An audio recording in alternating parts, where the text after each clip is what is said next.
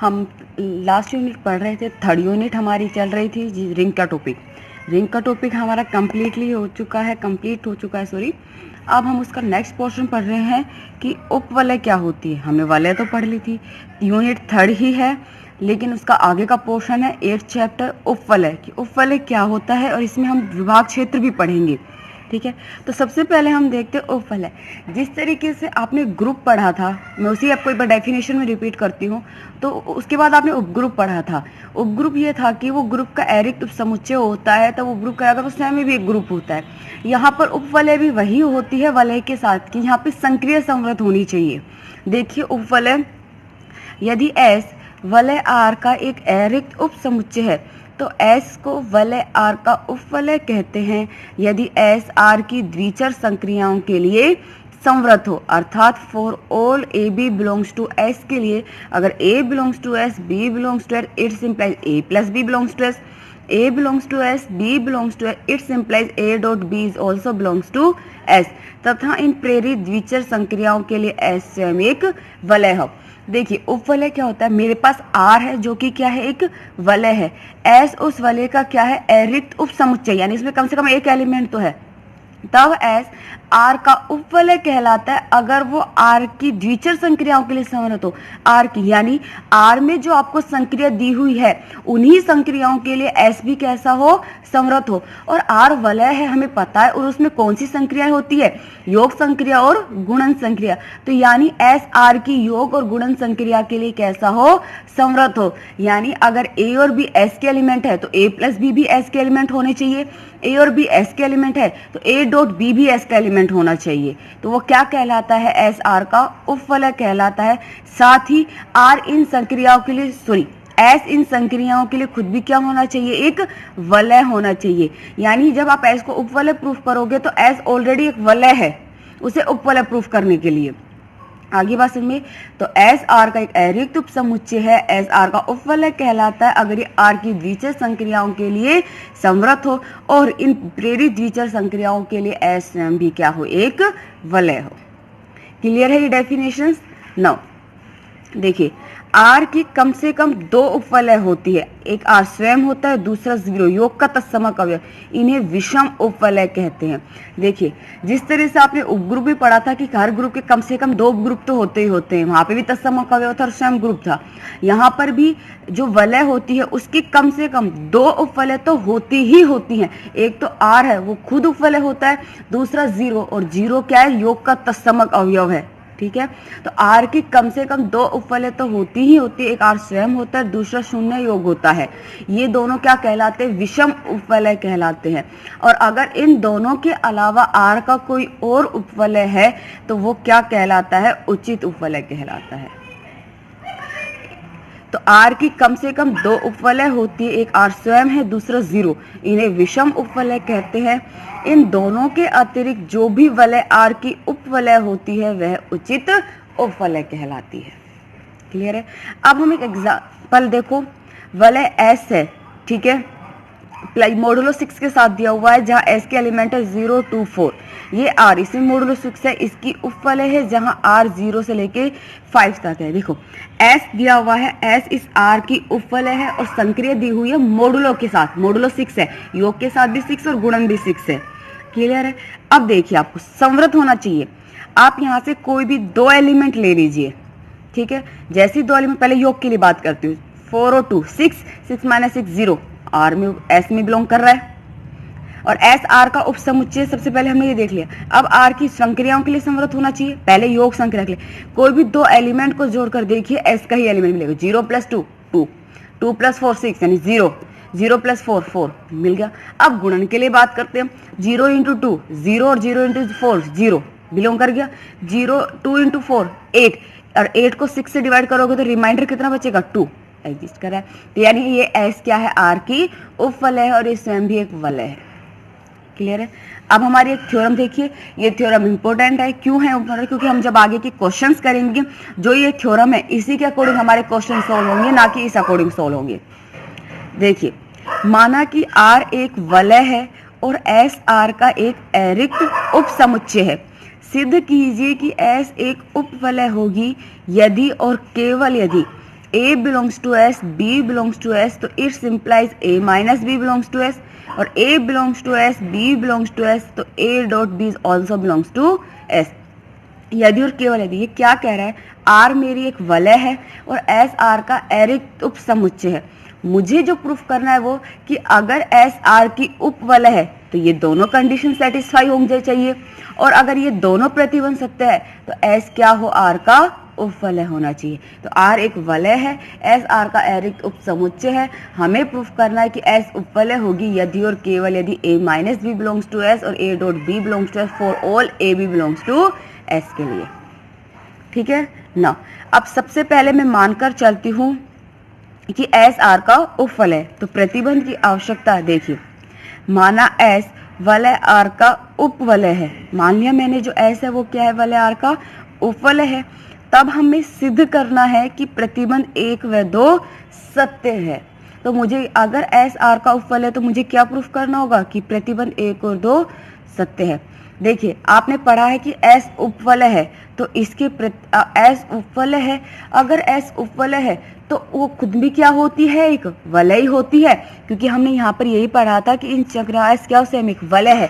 तो अगर S R की उपवलय है तो यानी S जो वो संक्रिया, उन सभी संक्रियाओं के लिए क्या है, एक वलय है, यानी वलय की सारी प्रॉपर्टीज को क्या करेगी, सेटिस्फाई करेगी।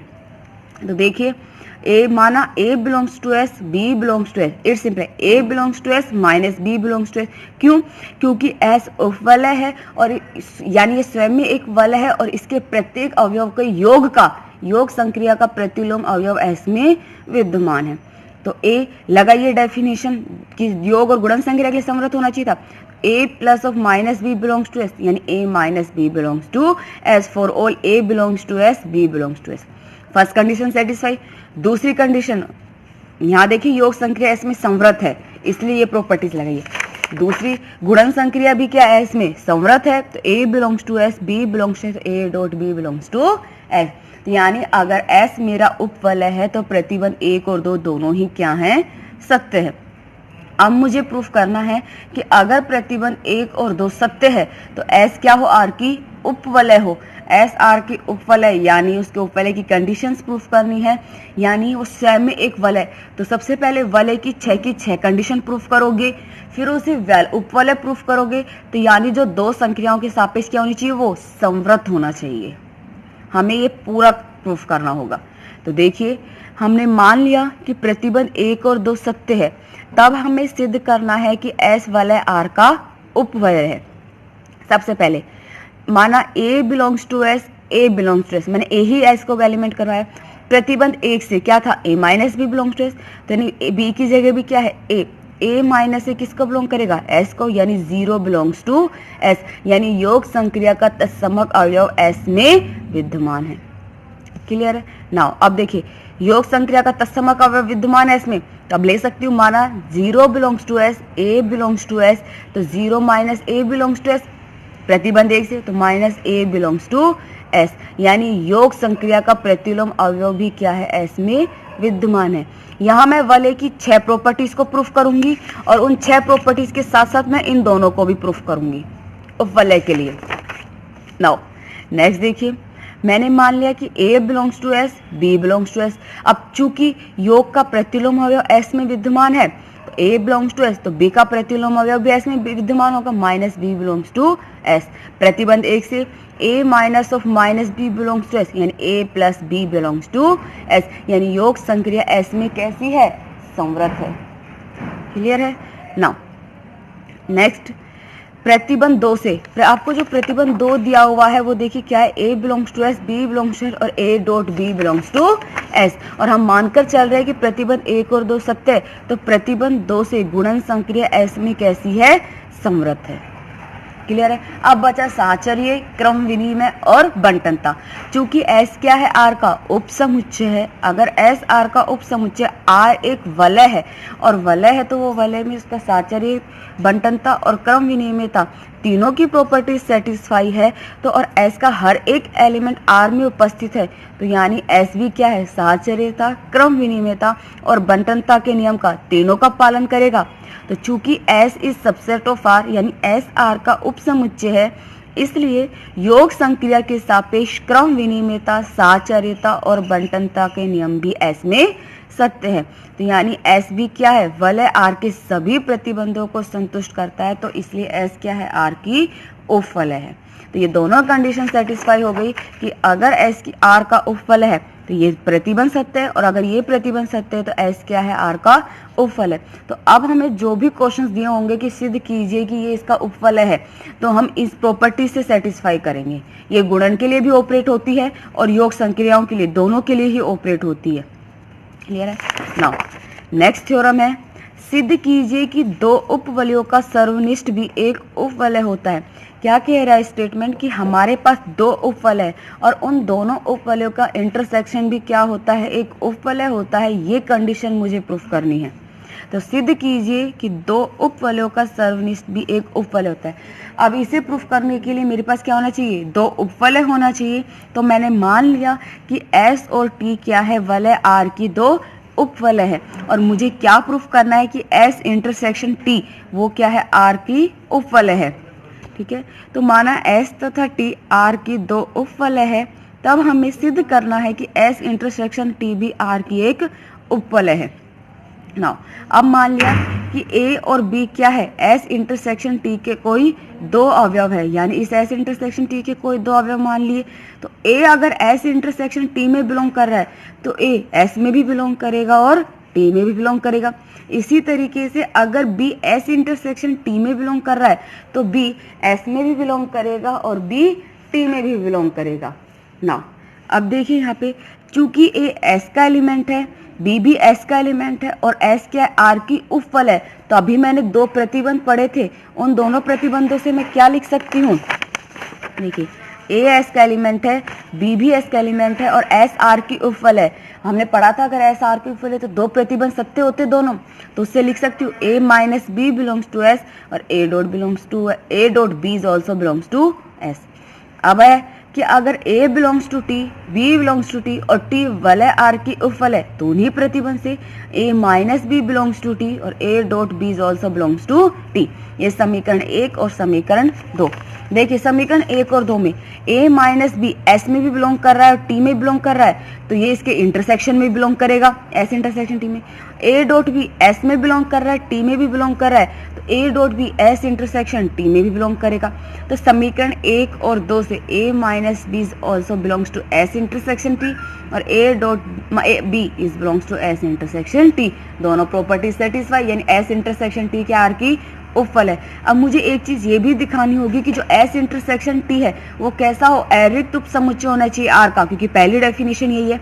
तो देखिए S अगर R की उपवलय है तो 0 S में बिलोंग करेगा क्योंकि योग संक्रिया का तत्समक अवयव है। इसी तरीके से T भी R की उपवलय है तो 0 T में भी बिलोंग करेगा, 0 S में भी बिलोंग कर रहा है, T में भी बिलोंग कर रहा है, तो 0 किससे बिलोंग कर गया, S इंटरसेक्शन T में। यानी हमें S इंटरसेक्शन T में एक एलिमेंट मिल गया, तो S इंटरसेक्शन T कैसा है, R का अरिक्त उपसमुच्चय।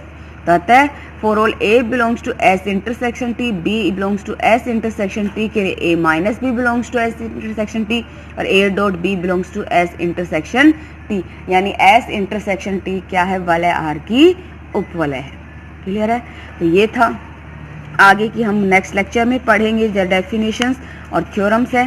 पहले आप वलय और उपवलय और ये थ्योरम्स को क्लियर कर लेना। अगर कोई भी डाउट हो तो मुझे बता देना, मैं फिर से रिपीट कर दूंगी।